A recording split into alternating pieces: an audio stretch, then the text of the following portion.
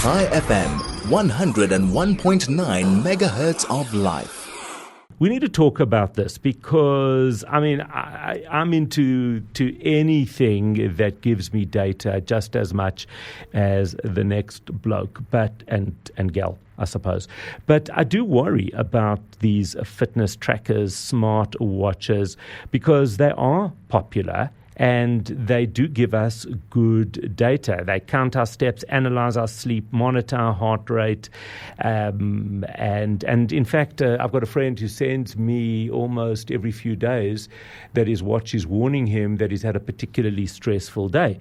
But now I worry that maybe that actually makes us a little bit more anxious rather than improves our well-being. Somebody who really does understand this is Richard Sutton. He's a health and performance educator, author of a number of books, including The Stress Code. Richard, a very good morning to you. It's been way too long.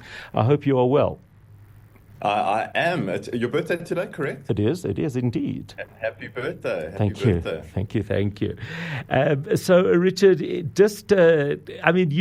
study this sort of thing because, and this falls exactly within an area that because you're very, very much involved with fitness and health, but at the same time managing stress.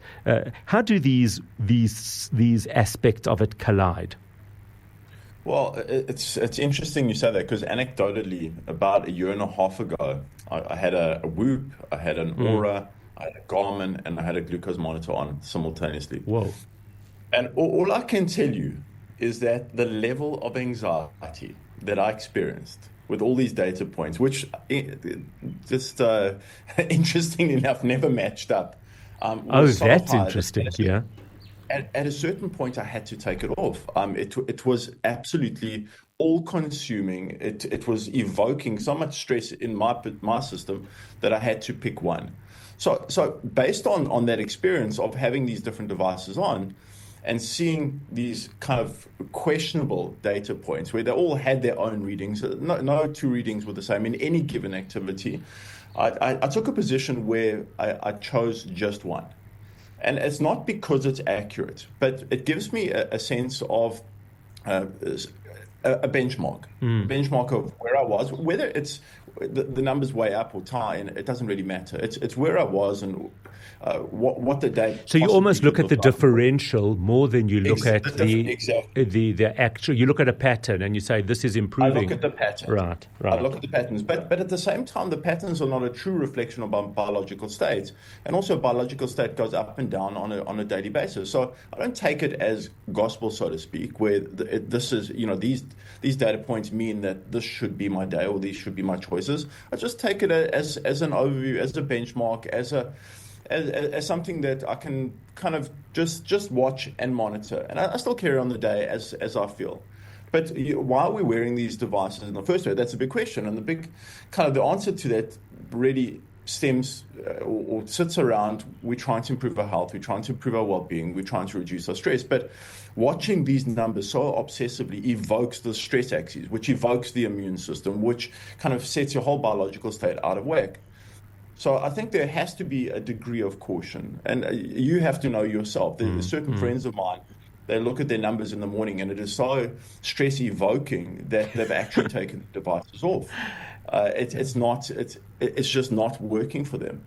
I find that also, certain devices are good for certain things. The Garmin, anything in terms of measuring a distance or measuring a number or an outdoor experience can be very valuable. I find right, and that's a bit different though, because that's not really stressful. That's if you want to run 5 or 10 kilometers, you want an accurate way to know that that's what you've done. That's quite different to getting a medical, taking a medical moment.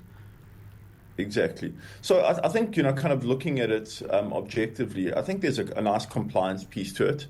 It certainly builds compliance. It creates a bit of accountability. You've got your reference values.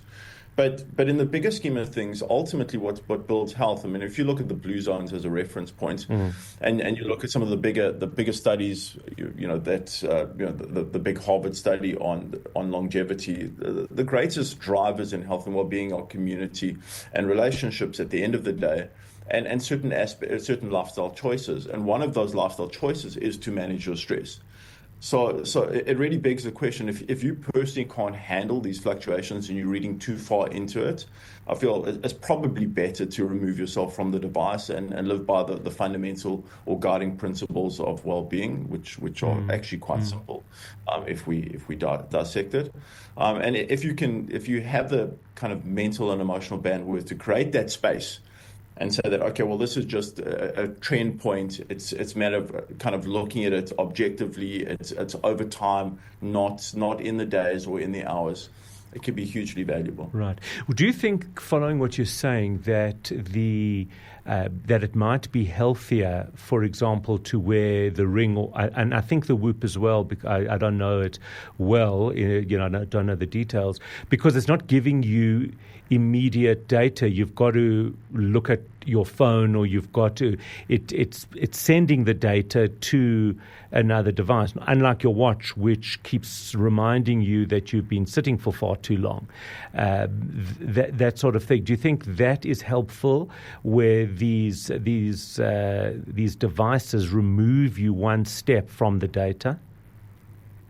For me, it's been helpful. I can't say it is definitively or not, but for me, it's been helpful just to have a little bit of space. As I say, if I'm tracking a run or tracking a swim, that's different. I sure. Device with immediate feedback loops. Yes. But in terms of, we know when we've been sitting too long. We don't need something to tell us, and sometimes we can't get up. So I find that a little bit of space, a little bit of distance, a little bit of objectivity, and also data over time I find to be more of a value asset as opposed to these kind of micro fluctuations hour by hour, minute by minute. I would imagine that a glucose monitor is very much the same thing. Obviously, unless you need it because you're diabetic, but if you don't need it, I would imagine that's also something that is quite anxiety provoking. And as you say, unless you're looking at it over a period, but within that moment, you could have a natural fluctuation and it's okay. The interesting thing about a glucose monitor, there's a tremendous value in an initial base reflection. So you put it on for 7 to 10 days or however long it is, and you look at the different foods that you consume. We tend to be pattern driven.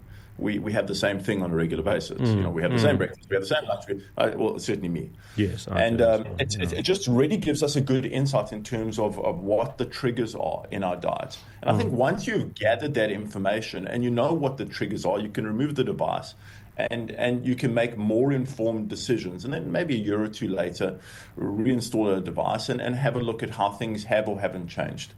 So I feel, at the end of the day, we're on this journey of self-awareness, and ultimately that needs to be a bit of self-control, and the devices help with self-accountability. So if we can kind of focus on these pieces, self-awareness, self-control, self-accountability, and put that in a set and use it merely as a tool and not as an instructive device, I feel tremendous value, but contextual. I think that is a very, very, very good piece of sound advice, Richard Sutton. Thank you. Great chatting to you again, and thank you for sharing that experience and that knowledge with us.